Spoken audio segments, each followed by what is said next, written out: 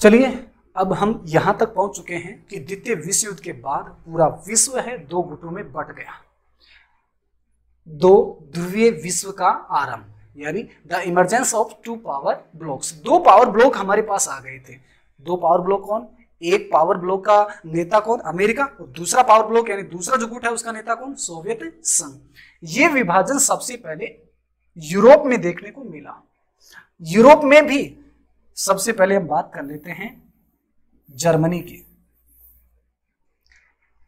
देखिए यहां तक है जर्मनी। ये जो जर्मनी है आपको पता है कि दूरी राष्ट्र और ये हारा द्वितीय विश्व युद्ध में। हुआ क्या कि जर्मनी में जो अमेरिका, ब्रिटेन और फ्रांस के प्रभाव वाला क्षेत्र था उसको तो एक कर लिया गया और उसको बोला गया पश्चिमी जर्मनी। और जहां सोवियत संघ की सेना थी या सोवियत संघ का प्रभाव था उसको पूर्वी जर्मनी बोला गया। यस, तो इस प्रकार से जर्मनी का विभाजन हो गया।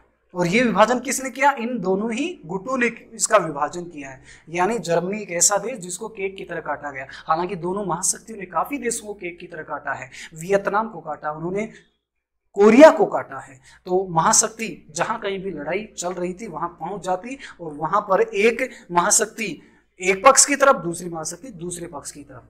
देखिए मैं इस संबंध में एक चिंतन आपके दिमाग में इंस्टॉल करना चाहूंगा। चिंतन ये आपको सोचना है, इसका जवाब देना है। कई बार हम बिना परिस्थितियों को जाने हुए विश्लेषण करने की कोशिश करते हैं। हम कई बार कहते हैं कि जम्मू कश्मीर के संबंध में जो नेहरू की नीति थी वो भारत के हितों के खिलाफ थी। जब लड़ाई चल रही थी और पटेल साहब कह रहे थे कि मुझे 2 दिन का वक्त दे दीजिए, मैं पूरे कश्मीर को खाली करा लेता हूं पाकिस्तान से, तो क्यों नेहरू ने मना किया? देखिए वो जो दौर था वो शीत युद्ध का दौर था और उसमें किसी भी क्षेत्र में लड़ाई का मतलब वहां बिन बुलाए 2 मेहमानों का आना। एक की तरफ सोवियत संघ आ जाए, दूसरी की तरफ आ जाए अमेरिका। दोनों के हथियार एक दूसरे से लड़ रहे हैं, खुद नहीं लड़ रहे हैं लेकिन वहां लड़वा रहे हैं। संभवतः भारत का भी ये हाल हो सकता था अगर वो युद्ध ज्यादा दिनों तक जारी रह सकता था। मैं ये नहीं कह रहा कि मैं जो बोल रहा हूं वो एक परिस्थिति जन्य 100% सत्य है, लेकिन एक संभावना तो हो सकती है। इसलिए हमें किसी भी नीति के बारे में अगर विश्लेषण करना होता है तो हम उस पूरे बैकग्राउंड को और उस परिस्थिति को समझना हमें जरूरी होता है, क्योंकि ये महाशक्तियों का इतिहास रहा है। वियतनाम में उन्होंने ये किया है, उन्होंने कोरिया में ये किया है, उन्होंने जर्मनी में ये किया है। तो ऐसा संभव भारत के साथ क्यों नहीं हो सकता था? इसके ऊपर आपको चिंतन करना है। खैर, हम देख रहे हैं कि द्विध्रुवीय विश्व का आरंभ, यानी 2 पोल यहां से शुरू हो गए, 2 ब्लॉक शुरू हो गए हैं और ये सबसे पहला विभाजन है यूरोप से हुआ। यूरोप में जो पूर्वी क्षेत्र था वो तो सोवियत संघ के प्रभाव में रहा। ये जो जैसे यूरोप है तो ये यूरोप का पूर्वी हिस्सा है, ये सोवियत संघ के प्रभाव में। इसका मतलब यहाँ पर साम्यवादी जैसी शासन प्रणाली स्थापित हुई थे वो अमेरिकी गुट में शामिल हुए और ये देश थे वो सोवियत संघ के गुट में शामिल हो गए। ये जो आप मैप देख रहे हैं इसमें लिखा हुआ है नाटो सदस्य, वार्सा पैक्ट सदस्य। इसका मतलब क्या है? देखिए इन दोनों ही गुटों ने अपने आप को मजबूत करने के लिए विभिन्न सैन्य गठबंधन बनाए। जैसे अमेरिका के नेतृत्व में क्या हुआ कि अप्रैल 1949 को एक संगठन बनाया जिसका नाम रखा गया NATO, North Atlantic Treaty Organization, यानी उत्तरी अटलांटिक संधि संगठन के नाम से एक गठबंधन बनाया। इसमें टोटल 12 देश थे, जो आप ये देख रहे हैं पीले कलर में, ये देश और अमेरिका, ये टोटल 12 देश थे। इन्होंने एक संधि की, एक संगठन बनाया और उस संगठन का मुख्य उद्देश्य ये था कि अगर किसी एक के ऊपर आक्रमण होता है तो सभी के ऊपर आक्रमण माना जाएगा और इसका मुकाबला मिलकर किया जाएगा, जिससे कि महाशक्ति और भी ज्यादा ताकतवर हो सके अमेरिका के नेतृत्व में। तो इस प्रकार से अमेरिका के नेतृत्व में नाटो की स्थापना की और ये नाटो शीत युद्ध की समाप्ति के बाद आज भी जारी है। और आज नाटो में टोटल सदस्य देश 30 हैं और बेल्जियम की राजधानी जो ब्रुसेल्स है वहां पर नाटो का मुख्यालय है। इसके जवाब में सोवियत संघ ने जो संगठन बनाया वो था वार्सा पैक्ट,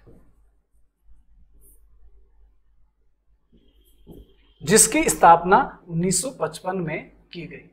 1955 में ये मई का महीना था, 14 मई। तो वार्सा पैक्ट का निर्माण एक तरह से नाटो का जवाब था।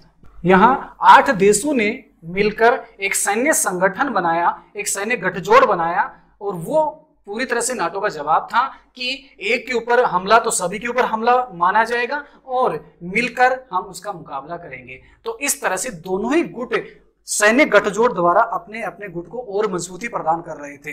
यस, अमेरिका है वो यहां पर ही नहीं रुका, उसने क्या किया कि ये जो दक्षिण पूर्वी एशिया है यहाँ के देशों को भी अपने गुट में शामिल करने की कोशिश की, और इन देशों के साथ भी उसने एक सैन्य गठजोड़ बनाया, एक सैन्य गठबंधन बनाया जिसका नाम था SEATO,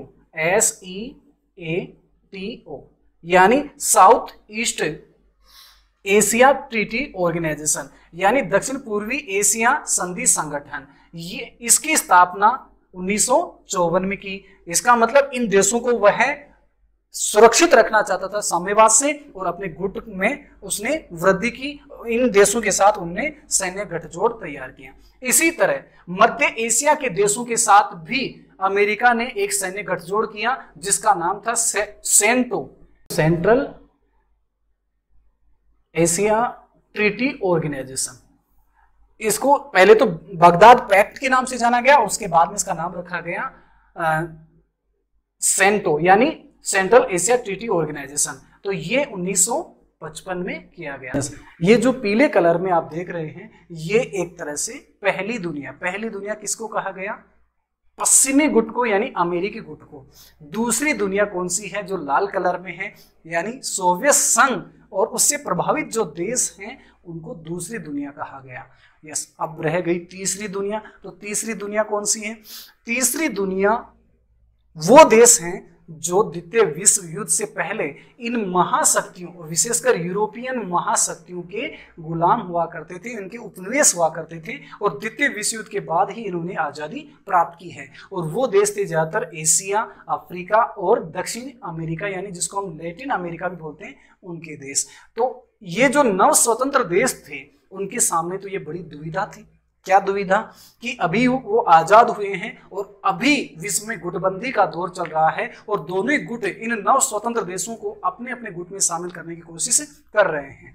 तो इस प्रकार से यहाँ इस मानचित्र में हम पूरे विश्व का एक वर्गीकरण देख रहे हैं कि जहाँ पहली दुनिया यानी कि अमेरिकन गुट, दूसरी दुनिया यानी कि सोवियत संघ वाला गुट, और तीसरी दुनिया यानी जो शेष अभी आजाद हुए हैं उन देशों का एक समूह।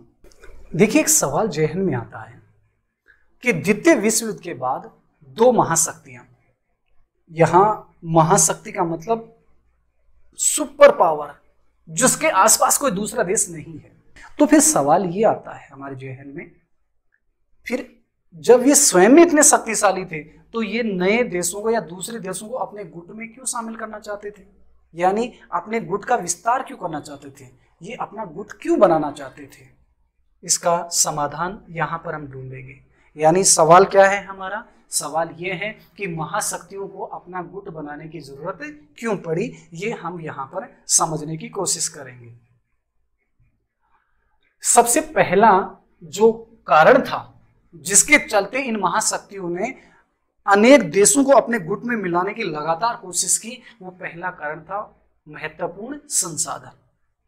यानी अपने गुट में शामिल जो भी देश हैं उनके साथ व्यापार के नाम पर इस तरह के समझौते करने कि उन देशों के जो संसाधन हैं जैसे तेल या खनिज हैं उनका वहां से दोहन करना।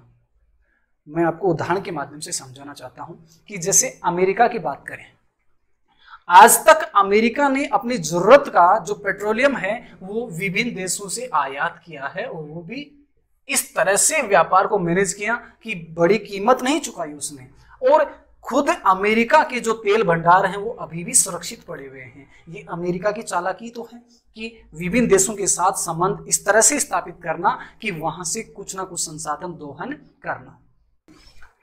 दूसरा जो कारण रहा वो है भू क्षेत्र, ताकि यहां से महाशक्ति अपने हथियारों और सेना का संचालन कर सके। ये क्यूबा के मामले में आपको समझ में आ गया होगा। तीसरा जो कारण रहा वो था सैनिक ठिकाने। उनको सैनिक ठिकानों की जरूरत थी जहां से महाशक्तियां एक दूसरे की जासूसी कर सके। चौथा जो कारण रहा जिसकी वजह से इन महाशक्तियों ने अपने गुटों का विस्तार करना चाहा, वो है आर्थिक मदद। कैसे आर्थिक मदद? कि जैसे महाशक्तियां अगर एक दूसरे के साथ युद्ध में उलझती भी हैं तो युद्ध का खर्चा अकेले क्यों उठाएं? अगर अमेरिका है, अमेरिका ने एक सैन्य संगठन बना लिया जैसे नाटो के नाम से, और उसमें 30 सदस्य हैं। अब अमेरिका कहीं पर भी हमला करना चाहता है तो वह नाटो के सदस्यों को तैयार करेगा, और ऐसी स्थिति में युद्ध का खर्चा होगा वो 30 देशों के बीच में बांटा जाएगा। तो अकेले अमेरिका के ऊपर युद्ध भार नहीं पड़ा। तो वैसे इच्छा तो अमेरिका की थी, महाशक्ति तो वही है, दादागिरी तो वही करना चाहती थी, लेकिन उसने अपने युद्ध में बाकी और देशों को शामिल करके उनसे भी सहायता प्राप्त कर ली। यानी आर्थिक मदद का मतलब जिससे गठबंधन में शामिल बहुत से छोटे छोटे देश सैन्य खर्च मतलब युद्ध का खर्चा वहन करने में मददगार हो सके। तो इन कारणों से ये महाशक्ति थी, वो अपने गुटों का विस्तार करना चाहती थी, यानी विभिन्न देशों को अपने गुट में शामिल करना चाहती थी। तो इस प्रकार से हम पढ़ रहे हैं शीत युद्ध का दौर, और शीत युद्ध में किस तरह से दो महाशक्तियां आपस में उलझी हुई थी और पूरे विश्व में एक अशांति का माहौल छाया हुआ था कि कभी भी युद्ध हो सकता है। इस शीत युद्ध में क्या कुछ प्रमुख घटनाएं हुई, यानी इस शीत युद्ध का दायरा कहां तक था, ये हम आगे समझने की कोशिश करेंगे। तो अब हमारा टॉपिक है शीत युद्ध के दायरे, अरेनाज ऑफ द कोल्ड वार, यानी इस शीत युद्ध के दौरान कौन कौन सी महत्वपूर्ण घटनाएं घटी वो हम समझने की कोशिश करेंगे। तो सबसे पहले हम बात करते हैं ट्रूमैन सिद्धांत की।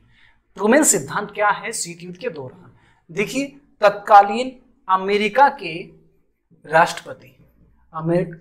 के राष्ट्रपति ट्रूमैन ने घोषणा की 1947 में, हालांकि वो दिन था 12 मार्च का, तो 12 मार्च 1947 को ये घोषणा की कि जैसे यूनान है,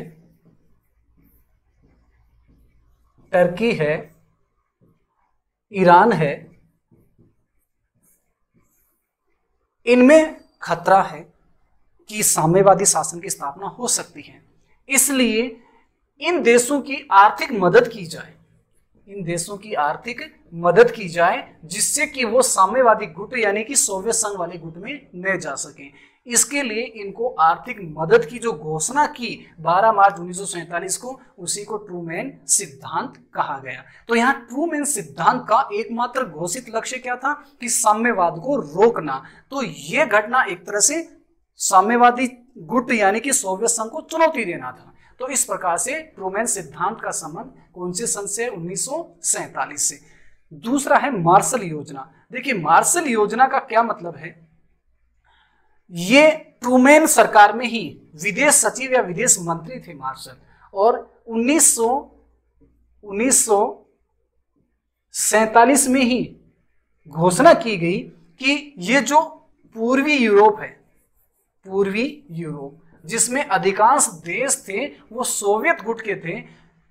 अब पूर्वी यूरोप, देखिए यूरोप है वो युद्ध में तहस नहस तो हुआ था, तो इस तरह से इस यूरोप का हमें आर्थिक रूप से पुनर्निर्माण करना है या पुनरुद्धार करना है,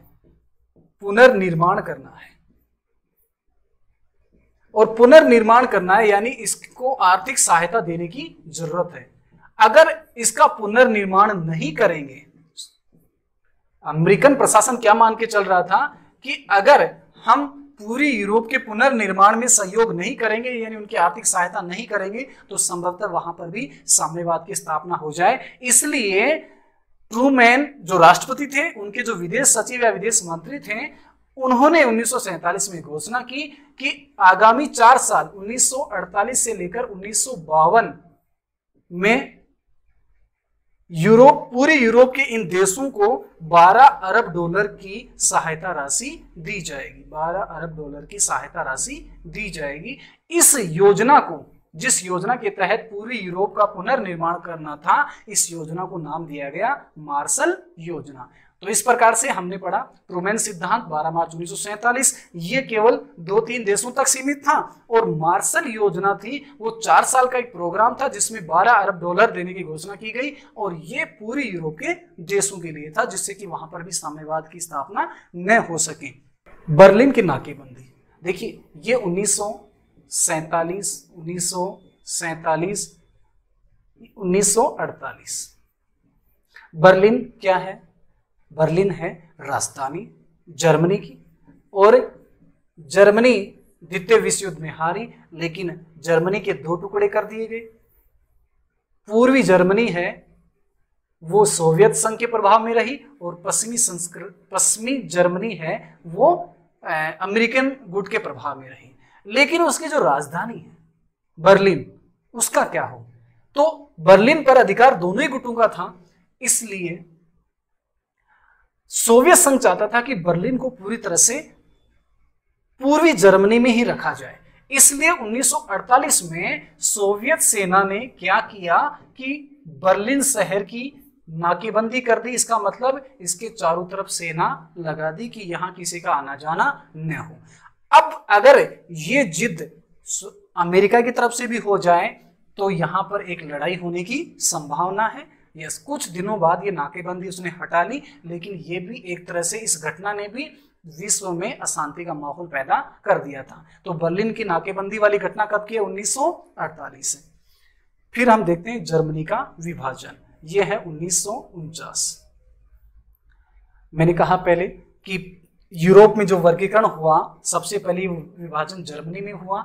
इन तीनों जो देश थे, कौन? अमेरिका है, अमेरिका, ब्रिटेन है और फ्रांस है, इसने अपने प्रभाव क्षेत्र को मिला दिया आपस में और वो बन गई पश्चिमी जर्मनी। और जहां सोवियत संघ का प्रभाव रहा वो हो गई पूर्वी जर्मनी। तो इसमें अलग शासन व्यवस्था कायम हो गई और इसमें अलग शासन व्यवस्था कायम हो गई, और इस प्रकार से जर्मनी दो देशों के रूप में अब अस्तित्व में आई। एक का नाम पश्चिमी जर्मनी और एक का नाम पूर्वी जर्मनी हो गया। तो इस प्रकार से, और दूसरी ताकतें, जर्मन लोग नहीं चाहते थे कि जर्मनी का विभाजन हो, लेकिन दूसरी ताकतों ने इस तरह का एक विभाजन जर्मनी में कर दिया। ये शीत युद्ध की ही तो गंदगी है। हालांकि जर्मनी वालों ने तो इसको धो दिया 1989 तक आते आते, यस, लेकिन वो गंदगी अभी भी कोरिया में साफ नहीं हुई है कि उत्तर कोरिया और दक्षिण कोरिया बहुत बड़े दुश्मन बने हुए हैं, आपस में मिलने की कोई संभावना नजर नहीं आ रही है। यस, आगे की और महत्वपूर्ण घटनाओं में हम देखते हैं कोरिया युद्ध, उसी की चर्चा कर लेते हैं। कोरिया युद्ध, यह घटना 1950 से लेकर 53 तक की है। यह शीत युद्ध की ही देन है कोरिया। देखिए, द्वितीय विश्व युद्ध से पहले कोरिया जो देश है उसके ऊपर जापान का नियंत्रण था, और चूंकि द्वितीय विश्व युद्ध में जापान हार गया तो उत्तर कोरिया यानी कोरिया का जो उत्तरी हिस्सा था उस पर सोवियत संघ का प्रभाव था, और दक्षिण कोरिया है उसके ऊपर अमेरिका वाले गुट का प्रभाव था। इस प्रकार से कोरिया का विभाजन हो गया। ये उत्तरी कोरिया बन गया, जहां पर कौन सी शासन प्रणाली कायम हुई होगी? अनुमान हम लगा सकते हैं, साम्यवादी शासन प्रणाली, और यहाँ लोकतांत्रिक शासन प्रणाली दक्षिण कोरिया में शुरू हो गई। चलिए, ये दो देश बन गए, एक ही देश के दो टुकड़े कर दिए, और ये इन महाशक्तियों ने किए। यस, यानी ये जो 38 डिग्री समानांतर रेखा है, अक्षांश रेखा है, वो दोनों के बीच की सीमा रेखा बना दी गई। यस, लेकिन 1950 में उत्तरी कोरिया ने दक्षिण कोरिया के ऊपर हमला कर दिया, आक्रमण कर दिया। अब उत्तरी कोरिया में शासन प्रणाली है साम्यवादी, तो आप अनुमान लगा सकते हैं कि इसको हथियार कौन दे रहा होगा? सोवियत संघ ही इसकी सहायता कर रहा होगा। तो सोवियत संघ ने उत्तरी कोरिया को हथियार दिए, और उन हथियारों से वह दक्षिण कोरिया के ऊपर उसने चढ़ाई कर दी। कुछ दिनों बाद अमेरिका गुट ने भी दक्षिण कोरिया का साथ दिया, और इस तरह से लड़ाई 1953 तक चली। तो इसमें काफी जान माल की हानि हुई। तो इस प्रकार से शीत युद्ध के दायरे में हम कोरिया युद्ध को भी प्रमुख स्थान देते हैं कि किस तरह से शीत युद्ध की वजह से कोरिया में इतना बड़ा विनाश हुआ। आगामी जो घटना है वो वियतनाम संकट। ये तो बहुत लंबी घटना रही है, 1954 से लेकर 1975 तक की यह घटना रही है। ये क्या था, इसको समझने की हमें कोशिश करनी है। देखिए, विश्व मानचित्र आपके सामने है। अमेरिका चाहता था कि ज्यादा से ज्यादा जो देश हैं वो उसके प्रभाव में आए, यानी सोवियत संघ के प्रभाव में न आए, वहां पर साम्यवाद की स्थापना न हो, क्योंकि वह अब साम्यवाद को ही एकमात्र अपना दुश्मन समझे हुए था। अमेरिका के विदेश मंत्री डलेस का यह मानना था कि अगर यहां पर साम्यवाद एक बार स्थापित हो जाता है तो ये जो देश हैं, दक्षिण पूर्वी एशिया के देश हैं, ये डोमिनो की तरह हैं, डोमिनो का मतलब जैसे हम पर्स में या आंगन होता है वहां पर ताश या इस तरह के कुछ कार्डबोर्ड वगैरह एक दूसरे के साथ हम सेट करते हैं, फिर एक कार्डबोर्ड को हम गिराते हैं तो सारे कार्डबोर्ड गिरते जाते हैं, उनको हम बोलते हैं डोमिनो। तो इस तरह से ये देश भी डोमिनो की तरह है। अमेरिकन जो विदेश मंत्री है डलेस, उनका ये मानना था। इसलिए अगर यहाँ किसी भी एक देश में साम्यवादी शासन स्थापित हो गया तो इन सभी देशों में साम्यवादी शासन स्थापित हो जाएगा। इसलिए जी तोड़ कोशिश करनी है हमें कि यहाँ पर साम्यवादी शासन स्थापित न हो, लेकिन ऐसी सुखबुगाहट शुरू हो चुकी थी और वो शुरू हुई थी वियतनाम में। यहाँ पर एक देश है वियतनाम, वियतनाम, कंबोडिया, लाओस, इनको मिला जुला नाम हम हिंद चीन देते हैं। तो वियतनाम में साम्यवादी क्रांति शुरू हो गई, यानी यहाँ के शासन के खिलाफ यहाँ के लोगों ने क्रांति कर दी। और वो क्रांति का सपोर्ट किसने किया होगा आप अच्छे से जानते हैं। जहां कहीं भी साम्यवादी क्रांति तो उसका सपोर्ट कौन? सोवियत संघ। तो सपोर्टर सोवियत संघ। सोवियत संघ ने इन आंदोलनकारियों को, इन क्रांतिकारियों को, इन उग्रवादियों को हथियार मुहैया करवाए और यहाँ के शासन के खिलाफ क्रांति शुरू हो गई। तो इसका मतलब यहाँ पर साम्यवादी शासन स्थापित होना था। अमेरिका की चिंता बढ़ गई कि एक देश में यहाँ पर साम्यवाद हो गया तो इस पूरे भू क्षेत्र में ही साम्यवाद स्थापित हो जाएगा और ये अमेरिका की बहुत बड़ी हार मानी जाएगी।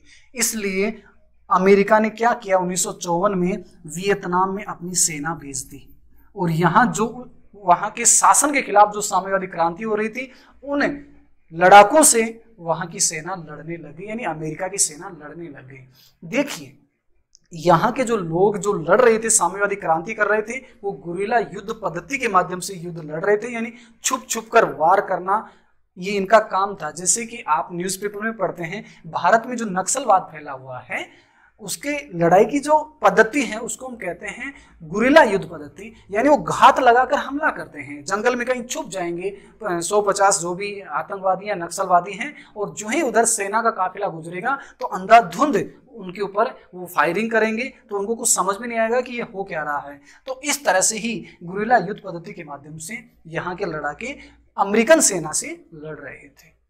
अब 1954 में उन्होंने सेना भेजी और साम्यवादी क्रांति को वो समाप्त करना चाहे, लेकिन ये नहीं हुआ। 1975 तक भी ऐसा नहीं हुआ, यहाँ पर वो साम्यवाद को का सफाया नहीं कर पाए और 1975 में ये जो अमेरिकन सेना है वो बेआबरू होकर लौटी। तो इस प्रकार 1954 से 75 तक वियतनाम जिस अराजकता के वातावरण में रहा उसका मुख्य जिम्मेदार देश था वो अमेरिका था। अमेरिका की स्थिति कुछ ऐसे हो रखी थी वियतनाम को लेकर। ये जॉनसन, अमेरिकन राष्ट्रपति जॉनसन है जो वियतनाम को लेकर काफी उत्साहित थे कि वियतनाम को हम ठिकाने लगा देंगे बहुत जल्दी। सॉरी, ये गलती से 57 लिखा गया, 54 है यहाँ पर। तो 1954 में वहां पर गए थे और लगा था कि वियतनाम को जीत लेंगे, लेकिन ये जो वियतनाम है ये हालत खराब कर दी। अगले चित्र में आप देख रहे हैं कि किस तरह से पूरे नाक को काट खाया, यानी अमेरिका की यहाँ पर किरकिरी हुई। एक महाशक्ति कई कई सालों तक उलझी रहती है, किसी महाशक्ति से नहीं, कुछ लड़ाकों से। उनको अमेरिका जैसी महाशक्ति नहीं हरा पाई। ये महाशक्ति अमेरिका की जो नाक है, उनकी इज्जत है, उनके ऊपर सवालिया निशान था। तो इस प्रकार से ये एक कार्टून के माध्यम से वियतनाम को इस तरह से समझाने की कोशिश की है। देखिए अंतर्राष्ट्रीय राजनीति में आप पढ़ते हैं, मैं आपके सामने एक प्रश्न छोड़ता हूं।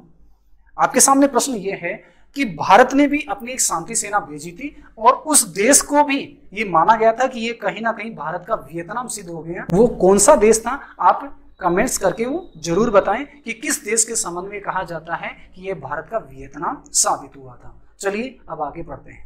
कोरिया युद्ध पढ़ लिया है, वियतनाम संकट हमने पढ़ लिया है, ये 1954 से 1975 तक की घटना है। अब हम पढ़ रहे हैं हंगरी में सोवियत संघ का हस्तक्षेप। देखिए हंगरी द्वितीय विश्व युद्ध के बाद वहां पर साम्यवादी शासन स्थापित था और 1956 तक आते आते वहां साम्यवादी शासन के खिलाफ ही क्रांतियां शुरू हो गई, यानी विद्रोह शुरू हो गया। अब वहां के साम्यवादी शासन के खिलाफ अगर विद्रोह होता है, यानी वहां के साम्यवादी शासन को अगर कोई खतरा होता है, तो इसके लिए कौन सी महाशक्ति आगे आएगी? सोवियत संघ। क्योंकि सोवियत संघ नहीं चाहेगा ना कि हंगरी से साम्यवाद विदा हो, वरना तो एक देश उसके प्रभाव क्षेत्र से चला जाएगा। इसलिए 1956 में इस विद्रोह को दबाने के लिए सोवियत संघ ने अपनी सेना भेज दी। कहां पर? हंगरी देश में, जो पूरी यूरोप का एक देश है। तो वहां पर हस्तक्षेप किया सोवियत संघ ने, और इसको लेकर भी विश्व में तनाव का माहौल फैला, और विशेषकर अमेरिका ने इसका विरोध दर्ज कराया। अगली जो घटना है वो बर्लिन की दीवार। बर्लिन की दीवार का निर्माण, ये अपने आप में जर्मन लोगों की भावनाओं के साथ खिलवाड़ करना था। ये घटना है 1961 की। बर्लिन जो कि जर्मनी की राजधानी रही है, बर्लिन के ऊपर अधिकार दोनों ही देशों का। दोनों देश कौन से? देश तो एक ही था, जर्मनी, लेकिन बाद में दो देश बन गए, पूर्वी जर्मनी और पश्चिमी जर्मनी। तो दोनों ही देशों का इसके ऊपर नियंत्रण था। लेकिन 1961 में क्या किया? बर्लिन शहर के बीचों बीच एक दीवार खड़ी कर दी। ये सोवियत संघ के चाहने से ऐसा हुआ था, जिससे कि यहाँ के लोग इधर न जा सके, इधर के लोग यहाँ नहीं जा सके। तो इस प्रकार से यहाँ के लोग अपनों से महरूम हो गए, वंचित हो गए। अब वो अपनों से नहीं मिल पाएंगे। भाई एक ही शहर में संभव है, दोस्त हैं, रिश्तेदार हैं, लेकिन जर्मनी के बीचों बीच जो ही ये दीवार हुई तो लगभग 28-29 साल तक ये आपस में नहीं मिल पाए। ये अलग बात है कि जब 1989 में इस दीवार को गिराया गया तो ये लोग आपस में मिल पाए, और वो जो आपस में मिल रहे थे वो बड़ा ही भावनात्मक दृश्य रहा होगा। तो इस प्रकार से बर्लिन की दीवार 1961 में बनाई गई। अगला हम पढ़ रहे हैं शीत युद्ध के दायरे के रूप में, यानी शीत युद्ध में क्या कुछ घटनाक्रम हुए थे। अमेरिकी राष्ट्रपति निक्सन का चीन दौरा। ये जो चीन दौरा है, इसको समझने की जरूरत है। चीन के बारे में आप समझिए पहले कि 1949 में 1 अक्टूबर 1949 को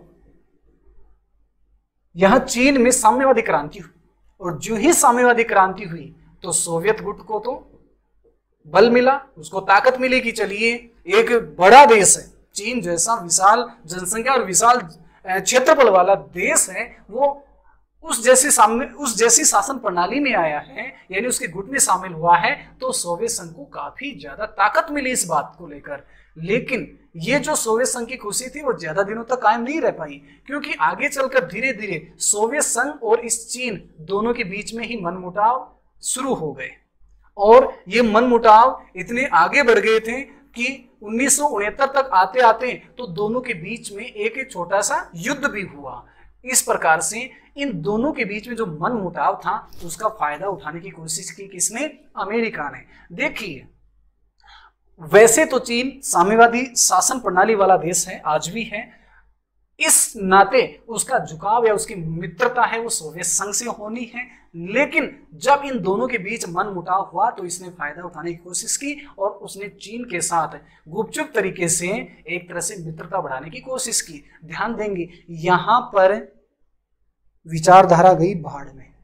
वैसे तो देखिए साम्यवाद है यहाँ पर, और साम्यवाद का अपने आप को दुश्मन मानता है, लेकिन यहां सोवियत संघ को कमजोर करने वाली एक वजह उसको मिली थी, इसलिए विचारधारा को रखा ताक पर, और अमेरिका ने चीन के साथ हाथ बढ़ाना शुरू कर दिया। और चीन ने भी ऐसा गुपचुप शुरू कर दिया कि चीन की जो स्वाभाविक दोस्ती थी वो होनी तो सोवियत संघ के साथ थी, लेकिन चीन ने बड़ी बेवफाई की और वह अमेरिका के साथ संबंधों में जाता गया। इसकी एक तस्वीर आप यहां देखिए, ये जो आपकी किताब है 12वीं किताब, उसमें कुट्टी के द्वारा एक कार्टून बनाया गया है, और इसमें आप देख रहे होंगे कि ये है यूएसएसआर यानी कि सोवियत संघ है, और ये यूएस यानी कि अमेरिका है। लेकिन अमेरिका चोरी चोरी चुपके चुपके जहां संबंध बना रहा है, जहां ये बेवफाई कर रहा है, ये चीन है। चीन जो कि साम्यवादी शासन प्रणाली वाला है, इसकी स्वाभाविक दोस्ती इसके साथ होनी थी, लेकिन अवसर का फायदा उठाते हुए यहां पर कुछ और ही चल रहा है। तो 1972 तक आते आते 1972 में अमेरिकन राष्ट्रपति निक्सन है, उसने चीन का दौरा किया। तो इस तरह से ये भी शीत युद्ध में एक अनोखी घटना देखी गई कि जहां विचारधाराओं को दरकिनार किया गया।